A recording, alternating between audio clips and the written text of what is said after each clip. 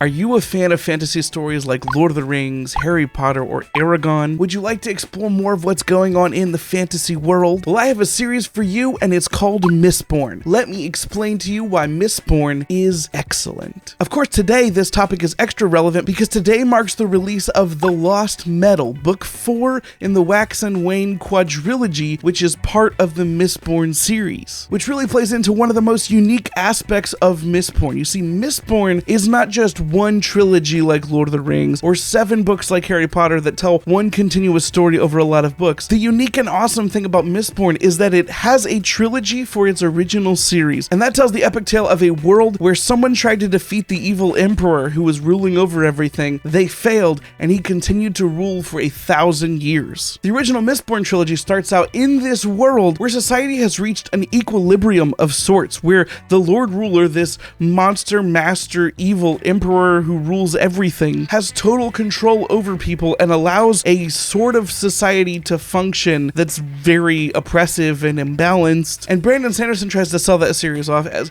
My Fair Lady meets Ocean's 11 because the characters that we follow at the beginning of the series are essentially trying to pull off a huge heist where they take a bunch of riches from the Lord Ruler. And right away we are introduced to a wonderful cast of characters, a magic system that is very fleshed out, and a world and plot that seamlessly tie all of those elements together in a very unique way, in a way that is so well crafted and foreshadowed that you can reread it and see so much more your second time through, like you're watching a Christopher Nolan movie. But unlike a Christopher Nolan movie, it's not like there's a crazy plot twist that happens in every book. It just is that well plotted out from start to finish, where everything feels awesome and interesting when you're reading it the first time, but when you go back and reread it, you realize there's so much more going on and so much more nuance to what's going on than you may have initially realized. One of the strengths of Brandon Sanderson's writing is that it's not overly complex. Anybody can pick it up. Mistborn is sometimes sold as a young adult series, not because it's particularly focused on a lot of young adult tropes, but mostly because it is extremely accessible to people that are trying to make the transition from younger type fantasy books to more adult fantasy stories. And the depth in plot and characters is here, especially if you're not looking for something grimdark or super violent, sexually aggressive like a Game of Thrones type thing. But if it sounds more appealing to you to get a lot more magic and fantasy races and all of the world building tied together in just a masterfully executed way, then Mistborn is the series for you. For good reason, the Mistborn trilogy is often recommended as a starter adult fantasy book for many people. The characters contained within that original Mistborn trilogy are many people's favorite characters. A lot of people can identify with one or more of the characters and the struggles that they go through, and then they can rejoice with them when they overcome those struggles or sympathize with them when they're struggling in the pits. And as I alluded to before, there is so much depth to what's going on with the magic system. At its surface, different metals can be ingested by certain magic users, and those magic users can essentially digest the metal to use a magical power, such as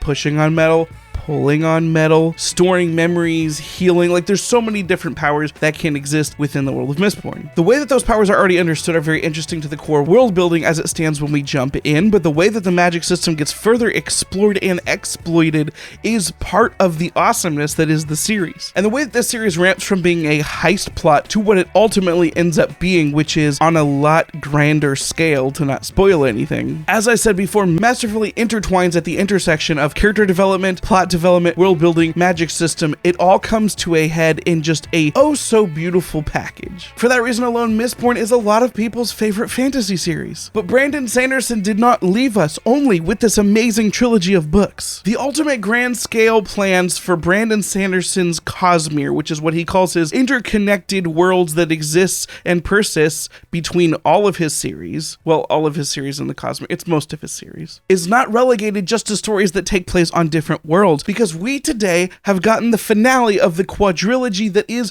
Mistborn Era 2. And this is something super unique in the fantasy realm as I understand it. Mistborn Era 2 is a set of 4 books that takes place 300 plus years after the events of the ending of Mistborn Era 1. And it tells a story somewhat connected but also completely separated from the original story. Because it's so much more time later, you're dealing with entirely new characters, entirely new plots, and the ways that, based on the ending of that first trilogy, the world has changed are so interesting to explore, because given the conclusion of the first trilogy, the world has changed, the magic has changed, the powers at be in the world have changed. And on top of just letting us explore and experience those things on their own merit, Brandon Sanderson has done something super cool that I very much appreciate, which is he has chosen to write this series in an entirely different subgenre of fantasy. Whereas the first Mistborn is much more standard epic fantasy, modern epic fantasy. Like it's not just sword and board classic.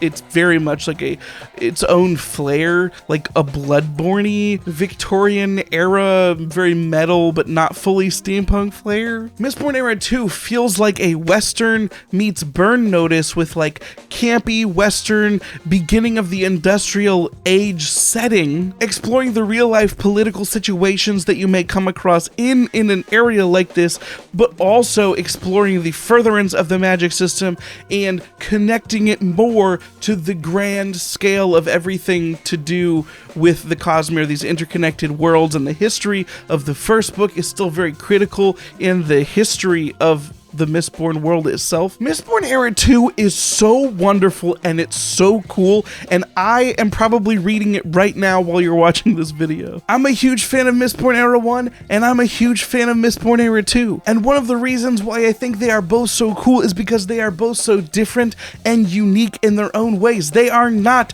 the same type of story told in the same type of subgenre with the same type of vibes. They feel completely different, but they're both awesome, and they also showcase a lot of Brandon Sanderson's different ability to write different types of stories. And of course, at the time of filming this video, I haven't finished The Lost Metal, but The Lost Metal, the conclusion of Mistborn Era 2, is actually one of the few completed projects that Brandon Sanderson has on his plate, with the original Mistborn trilogy being one, and this being two. He doesn't have a lot of other completed Cosmere stories. Basically, what I'm trying to say is, if you want to see excellence in world building and plot development executed in oh so wonderful a way, and be able to do so and be able to enjoy talking about it with a large group of people, you should check out Mistborn, and then you should check out the booktube community that's either around this channel or many of the other adjacent channels here. I also have a Discord link down below where it's full of Mistborn and Cosmere fans. If you can't tell, I highly recommend this series, and I will be posting a video for The Lost Metal here on the channel soon,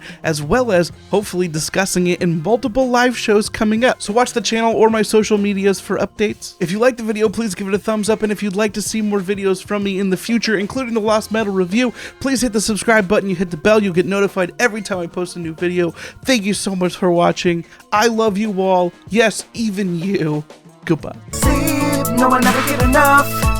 Always looking out tired. Sleep, no one ever get enough. If it don't show up, I might get fired. Sleep, no one ever get enough. Always looking out tired. Sleep, no one ever get enough. If I don't show up, I might get fired.